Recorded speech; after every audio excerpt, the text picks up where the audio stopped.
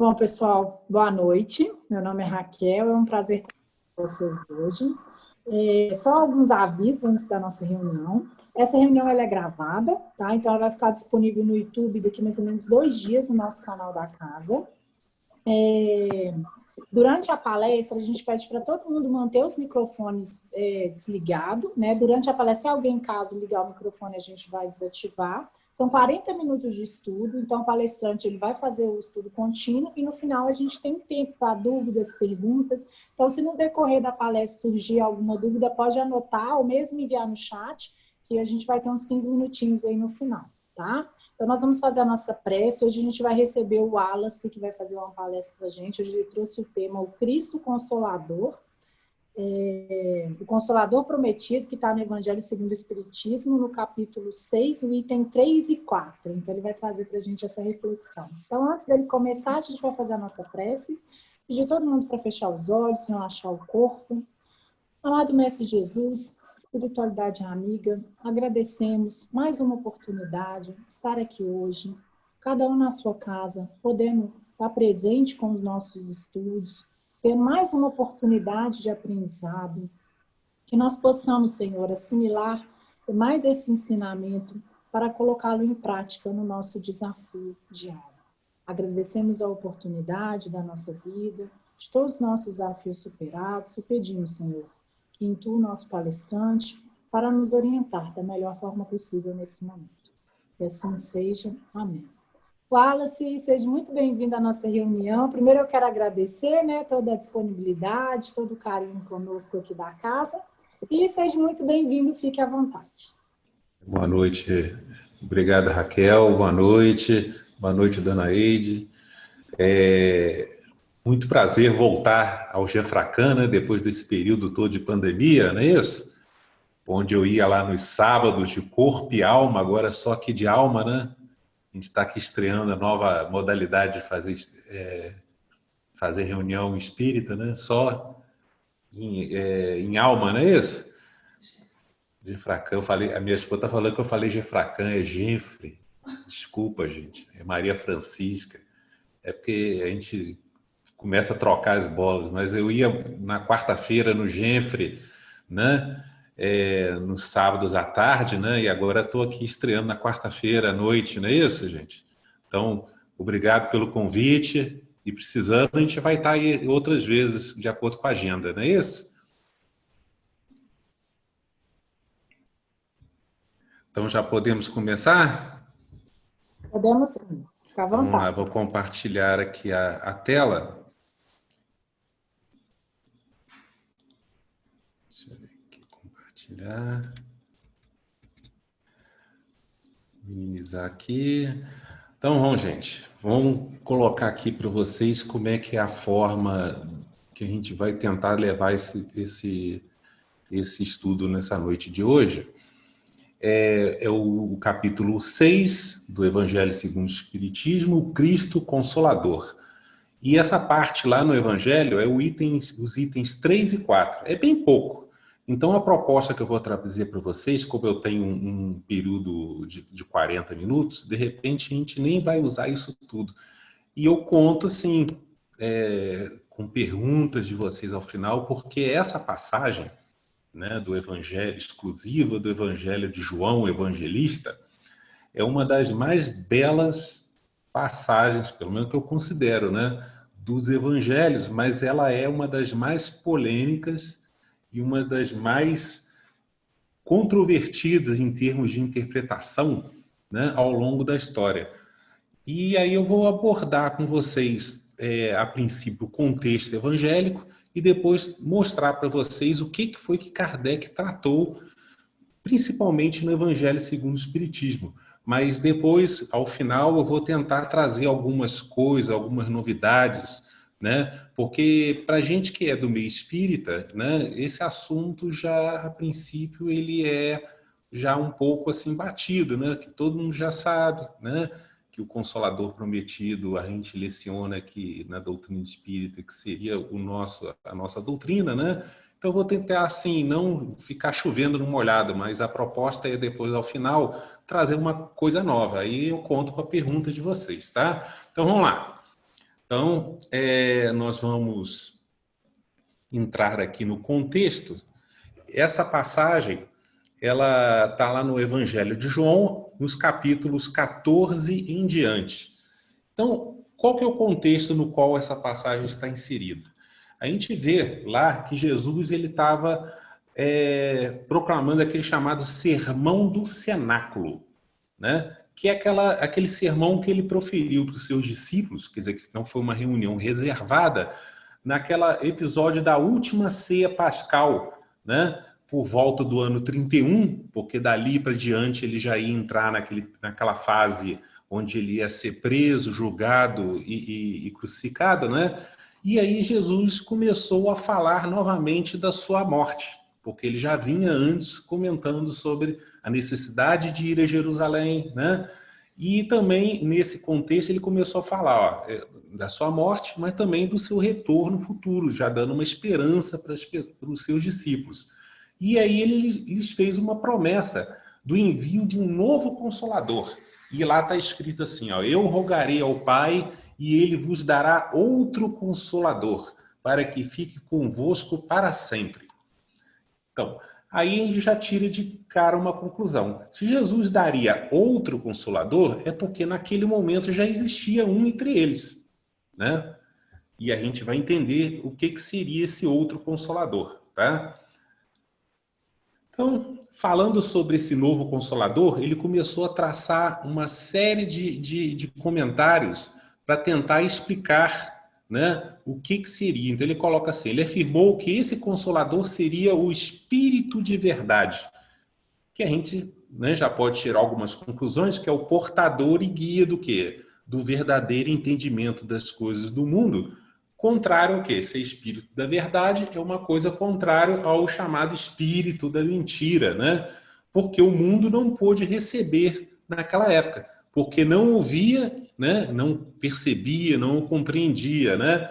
Visto que, como ele já tinha falado em outras passagens, aqueles judeus daquela época, aqueles povos, estavam espiritualmente cegos. Ele citando Isaías, falando que eles não tinham o amadurecimento, a compreensão necessárias para compreender a essência da doutrina que ele poderia ter dito, mas que ele falou mais abertamente aos seus discípulos, mas ao povo ele só falava por parábolas, né? Então, como eu falei, eles não estavam capacitados, né?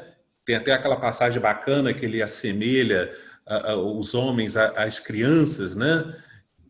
Que a gente leciona, que são nós somos ainda crianças espirituais entrando na puberdade espiritual, né? E aí, prosseguindo, né? Ele disse aos seus discípulos, né? Que muitas das coisas que eles falavam, ele falou, vós o conheceis, né? Esse espírito de verdade que ele já estava trazendo naquela época, porque habita convosco. Aonde? Nas nossas consciências, né? Nas consciências deles daquela época. E ainda promete no futuro, estará em vós, né? Porque eles já tinham em relação ao povão daquela época, os judeus daquela época, eles já tinham o quê? Uma grande parcela da verdade Jesus já havia dado para ele, né? Através do quê? Aí a gente compreende o que seria aquele consolador que já existia daquela época, que era a sua boa nova, que era o consolador daquele momento. Então, Jesus já deixou claro para eles que eles iriam receber depois, no futuro, o que seria o quê? Uma complementação renovada, né? Através do quê? De uma nova revelação. Então, a gente já começa a preparar um entendimento de que a gente vai ver que foi isso que Kardec depois compreendeu e ensinou, que esse Consolador seria o quê? Uma nova revelação. E aí, ele continuando, né? Que aquele outro Consolador, né? O Espírito Santo que o Pai enviaria em meu nome, aí ele coloca, esse, quem? O Espírito Santo vos ensinará todas as coisas e vos fará lembrar de tudo quanto vos tenho dito. Agora, né? Naquele momento. E aí, Jesus e os seus seguidores, após aquela introdução sobre esse assunto, eles foram para um bosque chamado Getsamine, que ficava, né, no Monte das Oliveiras, e continuando aquela narrativa, ele disse, quando vier o outro Consolador, que eu da parte do Pai vos hei de enviar, aquele Espírito de verdade que procede do Pai, ele testificará, ou seja, falará, né, dará testemunho de mim. E na sequência, falando ainda sobre a questão da sua morte, né, em cumprimento ao que já era previsto nas antigas escrituras judaicas, principalmente aquela passagem do profeta Isaías que fala do servo sofredor, ele disse: agora vou para aquele que me enviou, e nenhum de vós me pergunta para onde vais? Aí ele continua: mas digo-vos a verdade, que convém que eu vá. Por quê? Porque aquilo tudo, inclusive a sua morte, já existia um plano por trás daquilo. Ele deixa bem claro em outras narrativas que a gente não pode entrar aqui mais a fundo, né? Mas ele já deixava claro, né? Porque se eu não for, o Consolador não virá a vós. Mas quando eu for, eu vou lhe enviarei, ou seja, eu enviarei esse Consolador. E quando ele vier, convencerá o mundo do pecado e da justiça. Que justiça é essa? O entendimento das eternas leis divinas, principalmente o que hoje em dia a gente, né, fala sobre a questão da lei da causalidade, a lei da causa e do efeito, e também da questão do juízo, que é o quê? O real entendimento sobre essas questões, né, das leis de Deus, restaurando deste modo que a compreensão dos homens sobre todas as coisas do mundo espiritual. Então ele já deu o quê? A introdução sobre qual seria o papel desse novo Consolador. E aí, continuando, já lá no capítulo 16, né, Jesus disse: ainda tenho muito que vos dizer, mas vós não o podeis suportar, ou seja, compreender agora. Deixando, então, assim, bem claro que mais revelações de Jesus deveriam ficar o quê? Reservadas ou guardadas para serem fornecidas depois no futuro. Então, daí a gente já percebe, se o povo, Jesus falava apenas por parábolas, que nada mais é do que ele como se ele estivesse fornecendo um alimento espiritual muito próximo daquele judaísmo da época que ele vivia, né? Porque o Antigo Testamento também, o livro dos profetas, tem muitos ensinamentos também em forma de parábolas. Então Jesus também veio trazendo uma roupagem nova, inclusive sobre muitas passagens parabólicas do Antigo Testamento. E aos discípulos, que eles tinham um pouquinho mais de capacidade de compreensão, ele já falava um pouquinho mais abertamente sobre certas coisas. Mas ele já deixou claro, nem eles teriam a condição de suportar ou de compreender tudo o que ele poderia ter dito. Então, por isso que ele prometeu no futuro um novo Consolador. Ou seja, o seu ensino deveria, então, ser o quê? Gradativo, tendo, então, o quê? Uma continuidade ao longo do tempo. E aí ele continua. E quando aquele Espírito de verdade, que a gente viu que é o portador do verdadeiro entendimento das coisas do mundo espiritual, né? Através da sua, que a gente vai ver essa ideia da evocação. Então ele, quem? O Espírito Santo, que é o mensageiro de Deus, vos guiará em toda a verdade, esclarecendo sobre todo o entendimento de todas as coisas do mundo espiritual. Porque ele não falará de si mesmo. Quem? Esse Espírito Santo. Visto que aquele novo ensino não seria o que? Fruto somente da sua conclusão ou interpretação, mas dirá tudo o que tiver ouvido, já deixando claro que essa forma de transmissão, que a gente depois vai conversar sobre, seria pela via chamada, né, usando o linguajar bíblico, via profética, e trazendo para a nossa linguagem espírita, que seria aquilo que a gente chama pela linguagem mediúnica, né? E dessa maneira, ele vos anunciará o que há de vir, ou seja, divulgando abertamente tudo aquilo que for revelado a ele no futuro. Finalizando, deixou claro que o Cristo será o inspirador espiritual daquela nova revelação divina ou doutrina a ser divulgada ao mundo através do Espírito Santo. Lhes disse que ele, quem? O Santo, me glorificará. Ou seja, o que é glorificar? Reconhecerá que aqueles verdadeiros ensinos são do Cristo, dará testemunho, né? Falará de Jesus, fazendo ser reconhecido por todos. Porque ele, quem? De novo, o Santo, há de receber do que é meu e vou-lo há de anunciar. Ao final, diz que tudo quanto o Pai tem é meu, visto que a sua futura revelação que seria verdadeira. Por isso que ele fala, tudo que o Pai tem de compreensão, ele também tem. Por quê? Porque o Cristo é aquele que detém toda a verdade. Por quê? Porque ele é um com Deus, está em comunhão espiritual com o Pai. E repetindo a ideia de que o trabalho, né, do santo, que a gente depois vai explicar o que é, né, será assim como de um profeta, o mensageiro de Deus, enfim, um intermediário daquela nova revelação que deveria vir ao mundo no futuro, né, confirmou a eles dizendo que ele, o santo, há de receber do que é meu e vou-lo há de anunciar no futuro. Então, gente,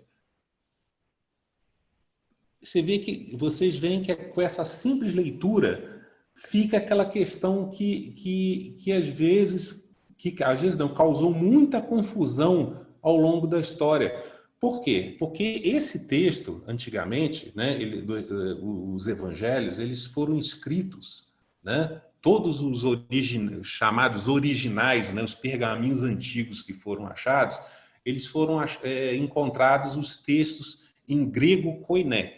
Ou seja, eles falavam naquela época, dizem, né, em hebraico, aramaico, né, mas redigiam, é como se fosse hoje em dia. A gente fala português, mas a língua comum que circulava na região, né, é o inglês. Naquela época eles falavam em aramaico, mas a língua que circulava, né, era o grego, por causa da invasão do Império Ptolomaico. Então, só para vocês se ambientarem.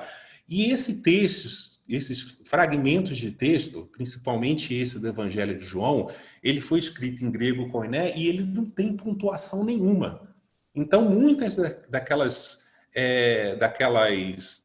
traduções que foram feitas, e até hoje ainda são feitas, elas trazem, que a gente vai conversar um pouquinho sobre isso no final, elas trazem algumas palavras, principalmente essa do chamado Espírito Santo, que nem sempre traz um entendimento muito fácil numa primeira leitura. E aí, isso gerou tanta polêmica ao longo do tempo, que daí, dessa leitura, dessa possível confusão entre o que seria o Consolador, ou seja, o que ou quem seria esse Consolador, ou o que ou quem seria esse Espírito de verdade, ou o que ou quem seria esse Espírito Santo, né? A doutrina, por exemplo, católica, juntou tudo numa só e é um dos fundamentos que surgiu a chamada tese trinitária, né? Da base que seria o Deus em três unidades consubstanciadas, né? O Pai, o Filho e o Espírito Santo. Já as doutrinas, por exemplo, a doutrina protestante, né? A Igreja protestante, né? A tese protestante já não aceita essa ideia da trinitária, né? Como a doutrina espírita também não. É a ideia de Deus, Jesus, o Cristo, que seria também Deus, mas o Espírito Santo seria outra coisa, né? Então, a gente fazendo essa leitura desse texto, a gente vê que realmente, se a gente não prestar atenção, a gente vê que tem hora que ele está falando do Espírito de verdade, tem hora que ele está falando do Espírito Santo, mas a gente consegue, dentro da doutrina espírita, pontuar o que é cada coisa, tanto que a gente vai desenvolver esse raciocínio mais à frente. Então, vamos lá. Kardec, no Evangelho segundo o Espiritismo, lá no capítulo 6, ele falando sobre esse tema, ele colocou o seguinte, né? Que Jesus promete outro Consolador, que ele deixou bem claro, baseado no que Jesus disse lá, que é o Espírito de verdade, que o mundo ainda não conhece, por o quê? Não está espiritualmente maduro para compreender. Consolador que o Pai enviará para ensinar todas as coisas e para relembrar o que o Cristo havia dito. Contudo, né, se o Espírito de verdade tinha que vir mais tarde ensinar todas as coisas, é que o Cristo ou não dissera tudo, que a gente viu que realmente ele não disse tudo, né?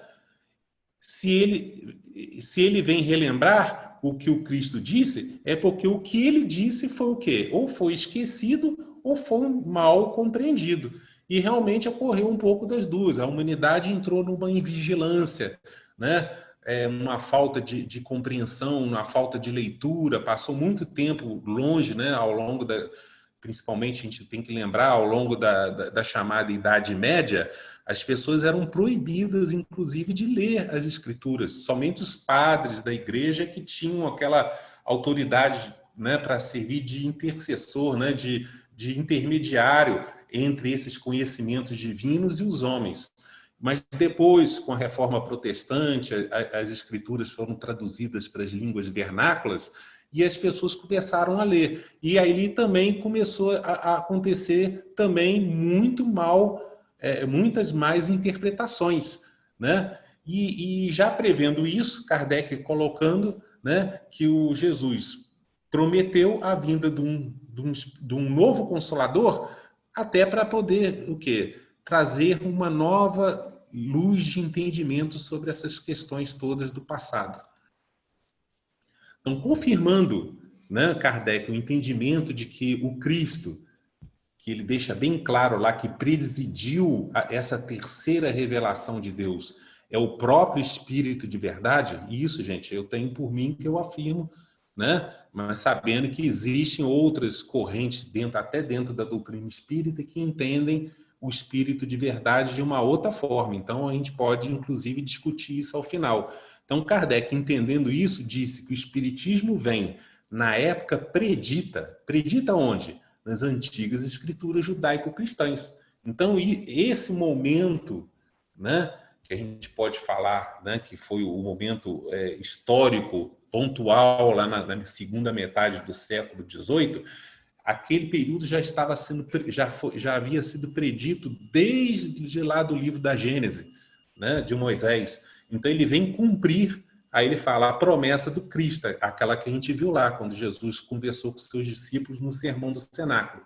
Aí ele coloca lá, preside o seu advento, o Espírito de verdade. Então, todo aquele processo da vinda do Consolador prometido, que é a terceira que a gente leciona na doutrina espírita, que seria, né, a terceira revelação de Deus ao mundo, né, ele foi presidido, ou seja, aquele trabalho foi coordenado pelo Espírito de verdade.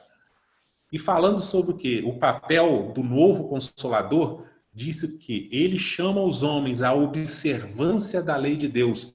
É aquilo que Jesus chamava de arrependimento, porque a palavra arrependimento também é uma daquelas palavrinhas que a gente tem que repensar a forma como ela foi traduzida e o entendimento como ele chegou para nós hoje, porque o arrependimento não é somente aquele simples pesar sobre os atos praticados, não. Ele tem mais a ver, né, lá no termo que os judeus usavam naquela época, chama techuvá. Ele tem mais a ver com a ideia da reforma íntima que a doutrina espírita coloca. É aquela mudança de conduta moral, né? Então, Kardec colocando, ele chama os homens a essa reforma, essa mudança de conduta moral, ensina todas as coisas fazendo compreender o que o Cristo só disse naquela época por parábolas. Advertiu Cristo, ouçam os que têm ouvidos para ouvir. E ele falava isso mesmo, porque ele já sabia, ó, eu jogo a semente, né, que é a semente, a parábola do semeador, eu jogo a semente da palavra de Deus, mas de acordo com o solo do coração, o solo íntimo do coração de cada um, recepciona a semente de um jeito. Uns, né, inclusive ele colocando, dando 30, outros 60, outros 90, né, por um. Então é isso aí, quem tem ouvidos para ouvir entendem as coisas de uma forma mais aprofundada, outros não. A seguir, Kardec diz que o Espiritismo vem abrir os olhos e os ouvidos, porque fala sem figuras, nem alegorias, ou seja, fala abertamente, né? Levanta o véu intencionalmente lançado sobre certos mistérios, que são aqueles ensinos ocultos contidos naquelas inúmeras parábolas repletas de metáforas, né? E aí ele cumpriu uma das profecias que está lá no livro, o último livro dos profetas, é o profeta Malaquias, que seria o quê? Da conversão do coração dos filhos a seus pais. Então, complementando, Kardec disse que o Espiritismo vem finalmente trazer a consolação suprema aos deserdados da terra e a todos os que sofrem, atribuindo causa justa e fim útil a todas as dores, trazendo a justiça de Deus aos homens através do seu conhecimento, ou seja, a respeito da divina lei da causalidade, a lei da destruição, né? Coloca da causalidade porque ela é uma das principais, né? Mas é a lei do amor, né? Da destruição, aquelas todas que a gente estuda no livro dos Espíritos, bem como a ideia desse grande plano de Deus relativo que a essa, né, salvação espiritual da humanidade mediante o quê? A necessidade da sua moralização, que é aquela ideia que Jesus falava, né, do arrependimento. No livro A Gênese, né, lá no capítulo 17, principalmente a partir dos itens, acho que 36, né? Mas aí eu trouxe uma parte do item 39, que fala das predições do Evangelho. Olha que interessante que Kardec colocou lá, né? Porque essas questões um pouco mais profundas, ou ele tratou na Gênese, que foi praticamente a sua última obra antes dele desencarnar, ou elas já estavam lá nas revistas espíritas, né? Então ele coloca, Kardec explicou que Jesus claramente indica que esse outro Consolador não seria ele, já deixando bem claro aquela ideia de que, desconstruindo aquela tese trinitária, né? Que o Consolador não seria ele. Aí ele coloca, pois do contrário, dissera. Ele deveria ter dito, né? Voltarei a completar o que vos tenho ensinado. E aí ele coloca, não só tal não disse, como acrescentou, a fim de que fique eternamente convosco e ele estará em vós. Né? Já deixando claro, onde que é uma coisa que vai estar, né, dentro de nós, aquela questão que ele falava, o reino de Deus está aqui, está ali, está acolá, não, ele está no meio de nós, dentro de nós, né? Essa proposição não poderia referir-se a uma individualidade encarnada, visto que não poderia ficar eternamente conosco, nem muito menos estar em nós. Né? Então, deixando claro que esse Consolador, além de não ser ele, não seria uma individualidade encarnada.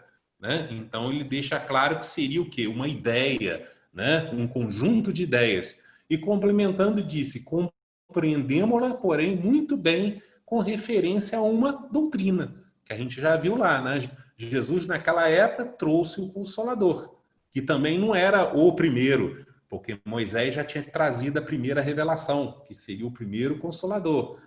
Jesus, naquela época, trouxe um Consolador, que seria a segunda revelação, o cristianismo, né? Então ele falou, Kardec colocou, compreendemos-la muito bem como referência a uma doutrina. Que doutrina é essa? Uma doutrina reveladora da palavra de Deus, a qual, com efeito, quando a tenhamos assimilado, ou seja, quando ela estiver em nós, assimilada em nossa consciência, renovando os nossos juízos ou entendimentos espirituais, poderá estar, sim, eternamente em nós. Ao final, ele concluiu dizendo que o Consolador é, pois, segundo o pensamento de Jesus, a personificação de uma quê? Nova doutrina soberanamente consoladora, cujo inspirador espiritual há de ser o Espírito de verdade. Então, Kardec inovou naquela época frente à chamada doutrina trinitária e também a doutrina, né, da época lá da Reforma Protestante. Ele deixando bem claro, o Espírito de verdade é um inspirador de uma nova revelação que viria ao mundo, né? Deixando claro que são duas coisas distintas. Mas aí, e o Espírito Santo? Nós vamos ver depois. Então, retornando ao Evangelho segundo o Espiritismo, né? Ele disse assim, o Cristo, né? E disse o Cristo, bem-aventurados os aflitos, pois que serão consolados. Está lá no Sermão da Montanha, né? Mas como há de alguém sentir-se feliz, né, ditoso por sofrer, se não sabe por que sofre? O Espiritismo, então, aí ele falando sobre o papel consolador dessa nova revelação, que a doutrina espírita cumpriu muito bem, trazendo essa ideia da lei da causa e efeito, a ideia da necessidade da reencarnação, né? O motivo dos sofrimentos, das provações, das expiações, né? Então, o Espiritismo mostra a causa dos sofrimentos nas existências anteriores e na destinação da Terra, né? Falando que a gente vive, né? Em outras passagens, que a gente vive num chamado mundo de provas e expiações, onde, né, ele usa aquela figura, né, para nos dar a ideia. Aqui é como se fosse um hospital, aqui é como se fosse o quê? Uma penitenciária, ou seja, no hospital só ficam doentes, na penitenciária só ficam os pecadores, né, aqueles que fizeram mal, estão ali para pagar, vamos colocar entre aspas, pagar a pena, né? Então, onde o homem expia o seu passado, expia no sentido de suportar, né, um sofrimento com o objetivo de reparar, resgatar aquele débito, né? Mostra o objetivo dos sofrimentos, apontando-os como crises salutares que produzem a cura e como meio de depuração que garante a felicidade nas existências futuras. Então é aquele remédio amargo, né? A ideia do remédio amargo é o remédio amargo, mas que cura, né? O homem compreende que mereceu sofrer e acha justo suportar aquele sofrimento. Sabe que lhe auxilia o adiantamento e o aceita sem murmurar, né? Isso é que é difícil. Como o obreiro aceita o trabalho que lhe assegurará o salário. Então, dessa maneira, o Espiritismo lhe dá o quê? Como, quando bem compreendido, quando bem assimilado, quando bem compreendido com abnegação, né? Com fé, com confiança, ele nos dá o quê? Essa fé inabalável no futuro. No futuro ele fala o quê? É a vida espiritual. E a dúvida pungente não mais se lhe apossa da alma, dando-lhe que a ver do alto as coisas, ou seja, sob um outro ponto de vista. Ponto de vista esse que Kardec deixa bem claro, né? Que a verdadeira vida é a vida espiritual, essa vida nossa que é passageira, né? Circunstancial, né? Então a importância das vicissitudes, ou seja, dos sofrimentos terrenos, some no vasto e esplêndido do horizonte que ele o faz descortinar. E a perspectiva da felicidade que o espera lhe dá a paciência, a resignação e a coragem de ir até o termo, ou seja, até o final do caminho. Então, o Espiritismo realiza, aí Kardec, no Evangelho segundo o Espiritismo, né, com base em tudo que ele falou aqui, em outros passagens, tanto do livro A Gênese quanto da Revista Espírita, ele coloca aqui no Evangelho segundo o Espiritismo o fecho, deixando bem claro que ele compreende que o Espiritismo realiza o que o Cristo disse do Consolador prometido. Aí ele enumera conhecimento das coisas. Qual coisa? Do mundo espiritual, né? Das coisas do nosso mundo, fazendo com que o homem saiba de onde vem, para onde vai e por que está na Terra. Né? Atrai para os verdadeiros princípios da lei de Deus, ou seja, daquela justiça divina que foi falada, e consola pela fé e pela esperança, mediante o quê? Um novo juízo ou entendimento das coisas. Com isso, gente, essa parte ela é bem tranquila, tá? Terminamos aqui um pouquinho mais cedo em relação aos 40 minutos, né? Mas como foi falado aqui, eu conto agora com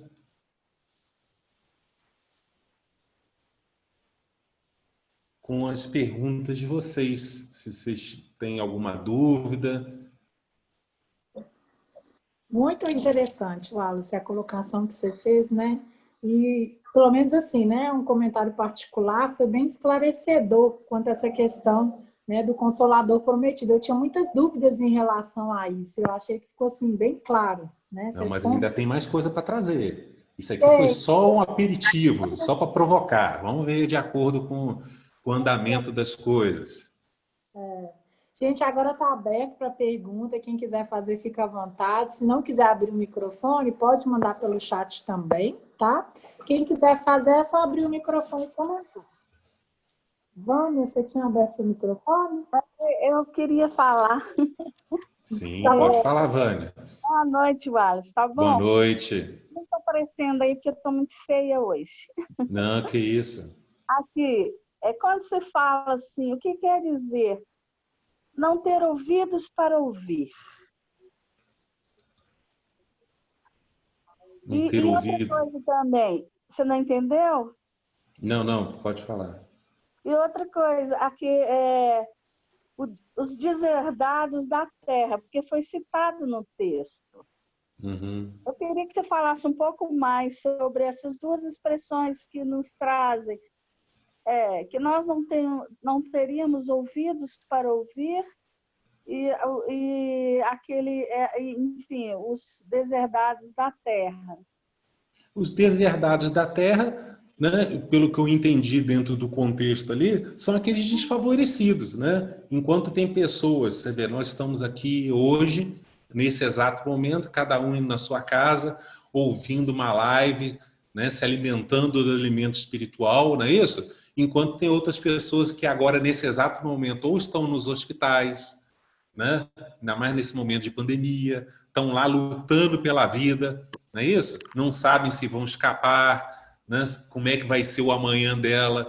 E outras estão, né? Se a gente está aqui, né? Hoje em Belo Horizonte está chovendo, se a gente está aqui no aconchego do nosso lar, outros estão na rua, porque não tem um teto, né? Então, esses são os né? Entre aspas, os sofredores, os deserdados da terra, né?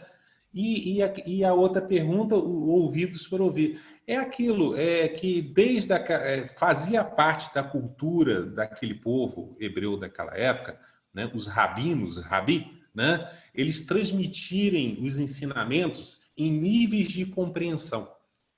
Né? É igual a gente que é palestrante, a gente quando está assim, num público novo, que a gente não conhece as pessoas, a gente às vezes procura fazer um aperitivo para saber, ter um feedback, tentar entender assim, o que aquele público anseia ouvir, né? Porque se a gente já chega de cara jogando aqueles ensinamentos mais profundos, é aquilo que Jesus ensinou em várias passagens, inclusive naquela, não se joga, por exemplo, pérola aos porcos. O que ele está querendo falar? Ele não está chamando as pessoas de porco, não é isso que ele está querendo dizer. É porque a pérola é uma coisa muito preciosa que aqueles, né, que ainda estão apegados às coisas da terra não dão valor. É essa a ideia, entendeu? Ou senão aquela, não se deita vinho novo em odres velhos. Por quê? Porque o odre velho, que é aquela bolsa que colocava os líquidos para poder fermentar, não suporta receber um vinho novo. Então, o que ele estava querendo dizer? Não adianta eu querer trazer uma revelação nova, encher vocês de conhecimento, se vocês não estão preparados para nem ouvir e nem entender o que está sendo falado. Então, eu tenho aqui algumas coisas, né, para provocar vocês, mas eu só vou aprofundar à medida que eu for sentindo esse feedback. Deu para entender? Obrigada. Falou. Meu irmão falou que ia fazer muita pergunta. Estou esperando. Daqui a pouquinho eu vou fazer pergunta sim. Eu vou esperar o pessoal se manifestar aí. Mas vou sim, pode ficar tranquilo. A hora que você quiser perguntar, Rodney, fica à vontade, tá? Então vamos lá. Ninguém vai perguntar o que é o Espírito Santo, não, gente? Eu falei do Consolador. São 3 coisas. É o Consolador, o Espírito de verdade e o Espírito Santo.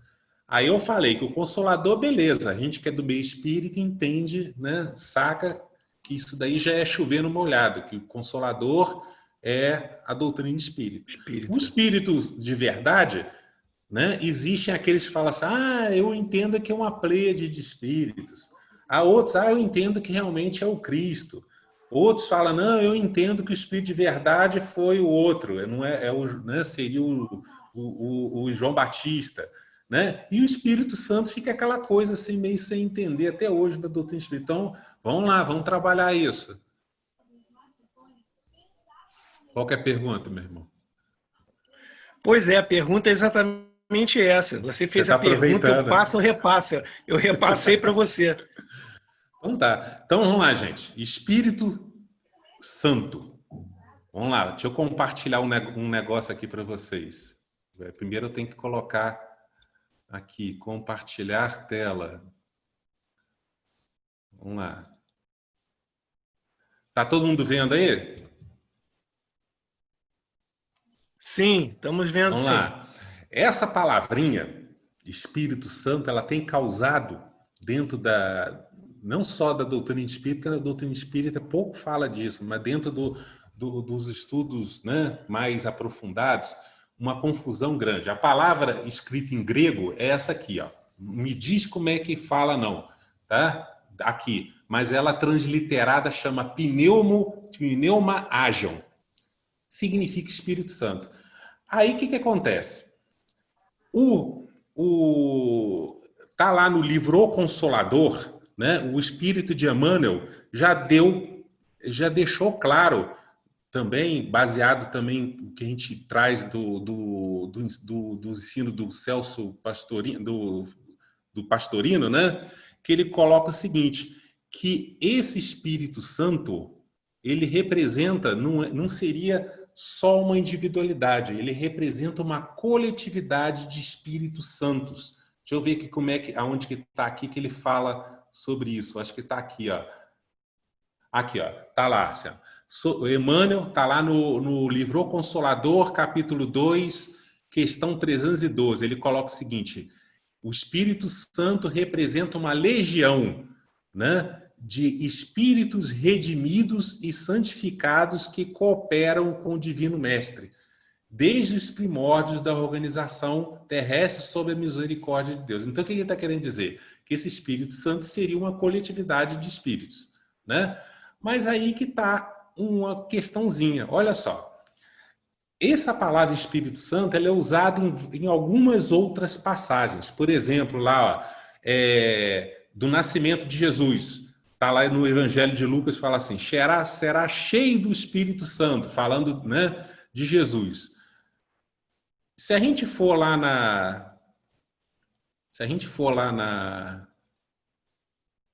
quer ver? Uma outra passagem também, né? Ele fala assim, José será concebido do Espírito Santo.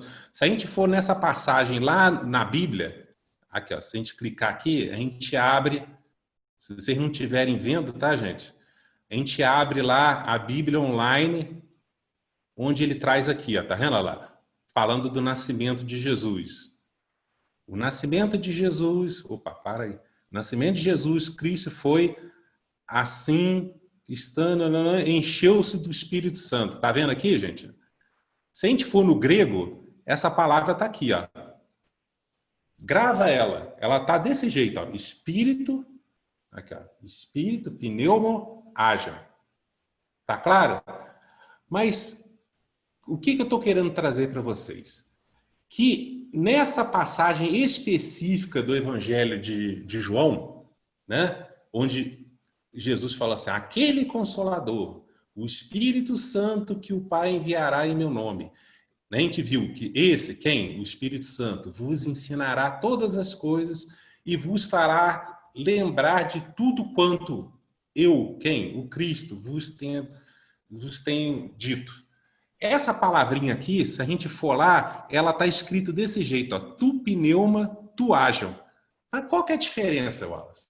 Se a gente for ver lá, ó, olha só.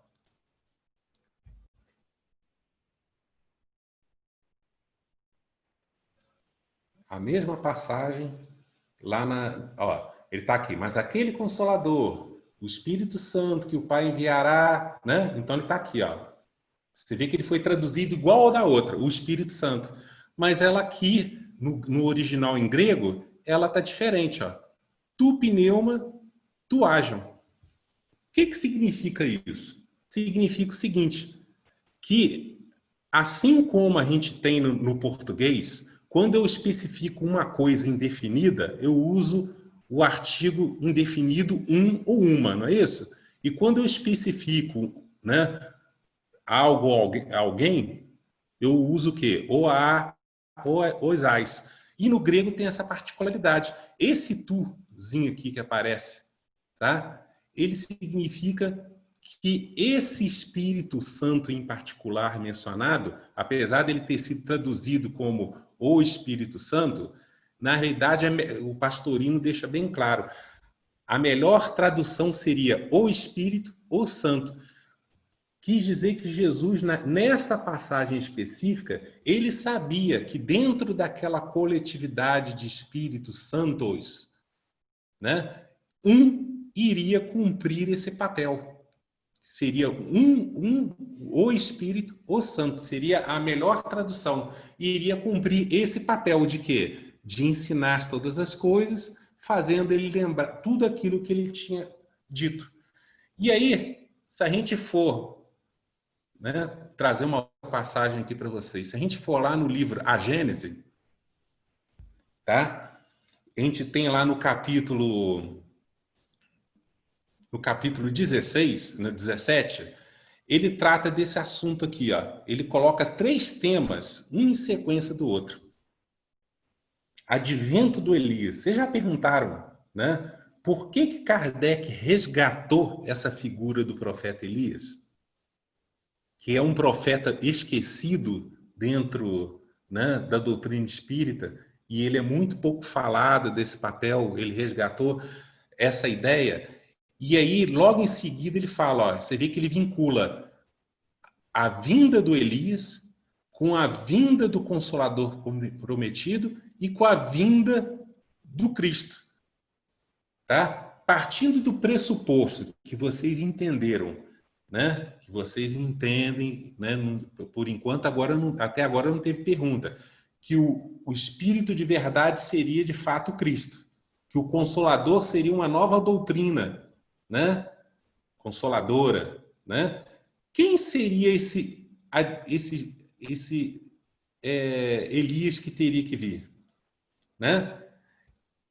Aí a gente vem aqui, olha só que interessante que Kardec coloca mais aqui na frente. Aí ele coloca lá, advento do Elias. Aí ele vem lembrando a passagem que foi falada lá. São as passagens que Kardec, lembrando que isso aqui é a Gênese, lançada em 68, Kardec morreu em 69. Então, ele já estava meio cansado, certas coisas ele não quis aprofundar, mas ele tratou melhorzinho lá na Revista Espírita. Olha o que ele disse aqui, ó. Elias falando sobre aquele episódio lá do Evangelho que Jesus deixou lá, Mateus 17:1, né? Vamos lá, para vocês verem, 17:1, 17:11. Vamos lá para vocês verem. Vocês verem lá o que ele colocou lá, ó. Mateus 17:11. Aqui, ó. Mas digo-vos, Elias já veio, ele falando de João Batista, mas não o conheceram, mas fizeram tudo o que quiseram com ele. Assim será também, né? Aí, mais à frente, ele coloca lá, né, que olha só, seu novo advento. Então ele coloca, Elias já voltou naquela época como João Batista. Aí ele fazendo menção a uma profecia lá do livro de Malaquias. Olha só, para vocês terem uma ideia aqui de onde que a gente tira as coisas do entendimento. Lá no livro de Malaquias, no capítulo 4, ele deixa bem claro aqui, ó. Eis que vos enviarei o profeta Elias, antes do dia do Senhor, ó. E ele aqui falando qual que vai ser a missão dele, ó. E aí, com base nisso tudo, olha o que Kardec coloca, são coisas sutilmente colocadas, tá? Aqui, ó, seu novo advento é anunciado de modo explícito, ou seja, Jesus, na passagem lá do Evangelho de Mateus, deixa bem claro que João Batista veio àquela época, né? O Elias veio àquela época como João Batista, mas ele voltaria depois para restaurar todas as coisas. Ó. Seu novo advento é anunciado de modo explícito. Ora, como ele não pode voltar senão tomando um novo corpo, o que é isso? Reencarnando. Aí temos a consagração do princípio da pluralidade das existências. O que eu estou querendo dizer com isso, gente? Que na ideia de Kardec, esse profeta Elias, né, que é justamente aquilo que ele colocou, a gente tem que ir juntando os pontos, que ele colocou como sendo o Espírito, o Santo, porque ele especificou quem seria aquele Espírito Santo, seria esse novo Elias que teria que vir reencarnado.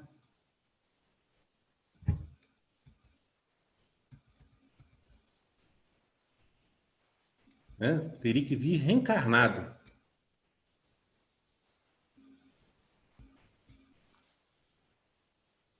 Peraí.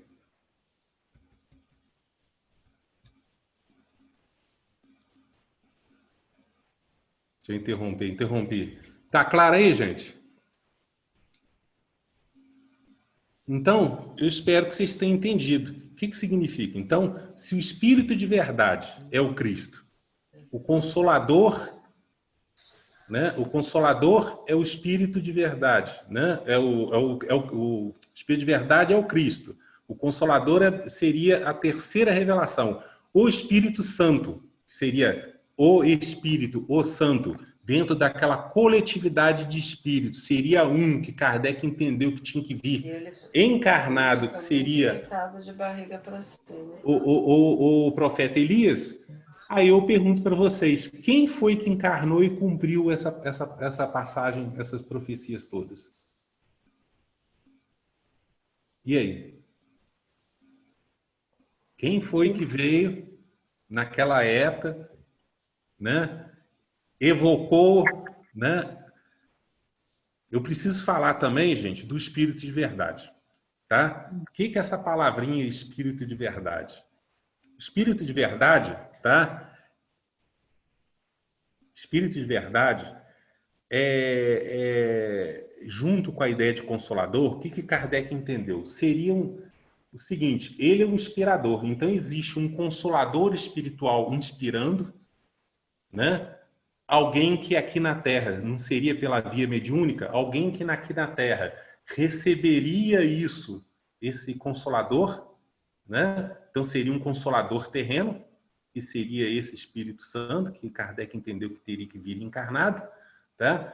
E essas outras coletividades de Espírito Santo seriam aqueles que, junto com o Espírito de verdade, revelaram a doutrina espírita através de Kardec. Então, quem cumpriu o papel naquela época como o Elias que tinha que encarnar? Na Revista Espírita de 1868, mas antes disso, deixa eu falar para vocês. No livro Obras Póstumas, foi falado para Kardec, quando Kardec começou a ter os primeiros colóquios dele com o Espírito de verdade, foi falado que foi pedido para ele discrição. Então, a gente não vai ver em momento algum dentro da doutrina que ficou escrita nos livros, nenhuma passagem onde Kardec junta essa frase. O Espírito de verdade é o Cristo. Ele não falou diretamente. Mas se você juntar os pontos, você vê que ele falou sim. E não só ele, como praticamente todos os espíritos da codificação. Vamos ver aqui, por exemplo, para vocês verem. Olha só. Vamos compartilhar aqui de novo.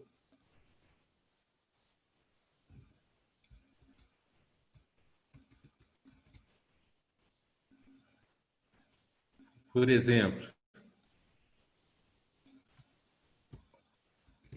vamos buscar uma aqui para vocês verem.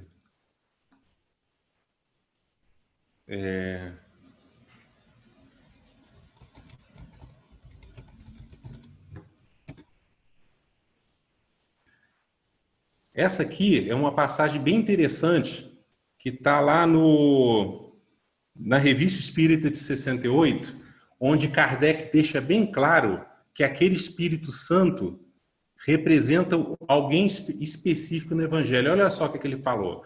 Tem lá todo o texto, ele coloca assim, que aquele Espírito que comunicou não está, na verdade, dizendo que os espíritos superiores se dizem simplesmente espíritos de verdade, qualificação que não seria um orgulho mascarado sob um outro nome e que poderia induzir em erro e se tomado ao pé da letra. Aí ele coloca lá, a qualificação de espírito de verdade não pertence senão a um e pode ser considerado como nome próprio, ou seja, como epíteto, apelido, né?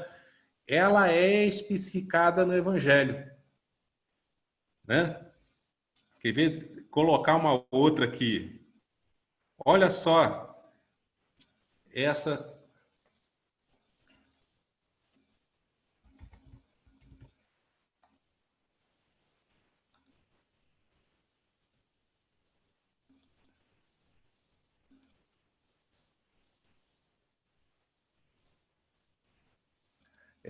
O espírito de...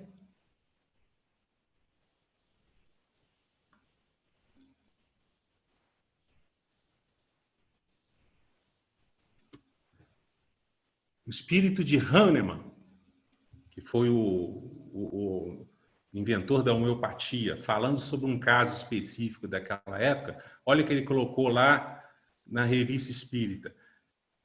Aí vem, pela melhoria de sua conduta, adquirir esse direito que o espírito de verdade que dirige esse globo,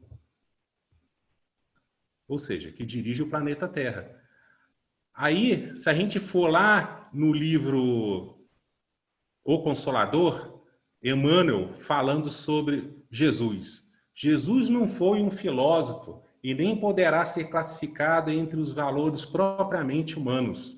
Enviado de Deus, ele foi a representação do Pai junto dos filhos transviados. E aí depois, diretor angélico do orbe, seu coração não desdenhou a permanência. Ou seja, juntando os pontos, a gente vê que esse e várias outras passagens, né? Colocar mais uma aqui para vocês, ó.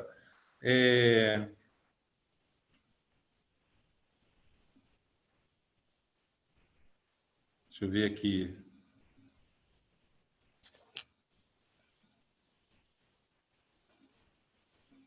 Agora está difícil de achar, mas vamos lá. Então, gente... Não, mas já esclareceu bastante, Wallace. Nossa, né? Então é isso. Ó. Se o espírito de verdade... e isso tem várias passagens na Revista Espírita. É o Cristo. Se o Consolador, que é aquilo que Kardec fez toda a questão de deixar bem claro, seria a doutrina espírita, o Espírito Santo ele deixou sutilmente colocado essa passagem no livro A Gênesis, resgatando a missão do profeta Elias. Agora, lá na Revista Espírita de 68, onde ele fala dos messias do Espiritismo, ele deixa bem claro, né, a espiritualidade lá naquela época, que esse Messias específico já estava encarnado naquela época. Então, você juntando os pontinhos, quem que cumpriu o papel né, que Jesus colocou lá no Evangelho, Mateus 17:11, Malaquias colocou no capítulo 4, né? E a gente vê que são missões específicas para espíritos específicos, né? Que Jesus deixou bem claro que o profeta Elias iria voltar e que teria que cumprir essa missão justamente naquela época, que na linguagem bíblica eles falavam de o dia do Senhor, né? E aí a gente sabe que isso tudo já aconteceu na segunda metade do século XIX com a vinda da doutrina espírita. Tranquilo, gente? Mais ou menos, né? Tranquilo, porque vai dar mais nó na cabeça, né? Mas muito bacana. Mas vocês estão muito pacíficos.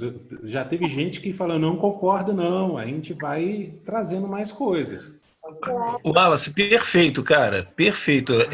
Essa ideia de seguir os pontinhos, né? Seguir as migalhas para poder chegar.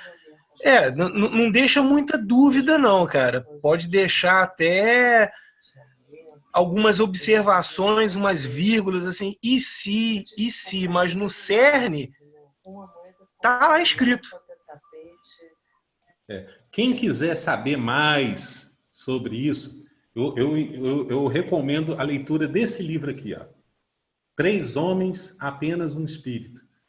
Tá? Ele trata desse assunto e de outros, inclusive sobre a missão, né? 3 Homens, Apenas um Espírito, uma visão espírita da missão do novo Messias.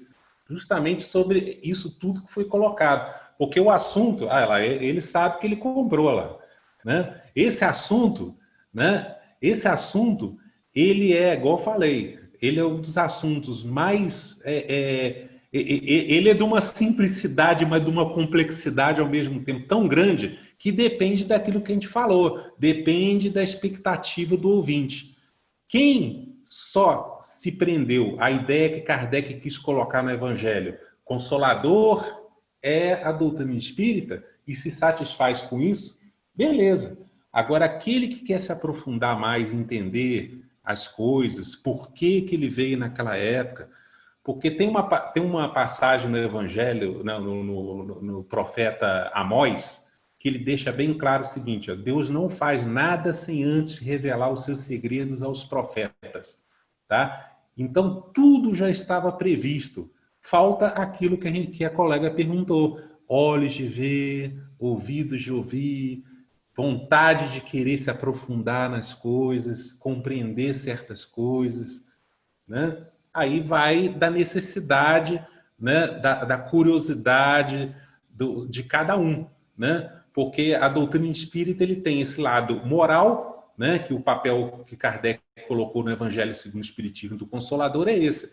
Ele veio para consolar, trazer certas ideias para nos reconfortar. Mas é de uma simplicidade tão grande, mas é aquele lado mais difícil de se colocar em prática.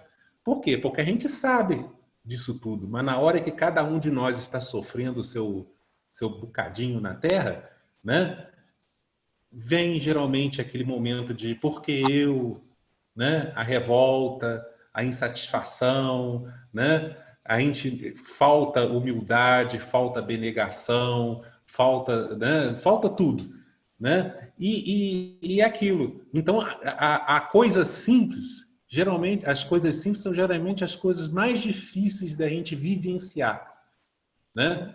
Porque a gente nós do meio espírita, já até o quê? Entendemos, mas só falta assimilar.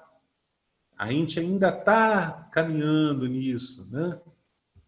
E colocar em prática, né? Colocar em prática. Pois no nosso dia a dia.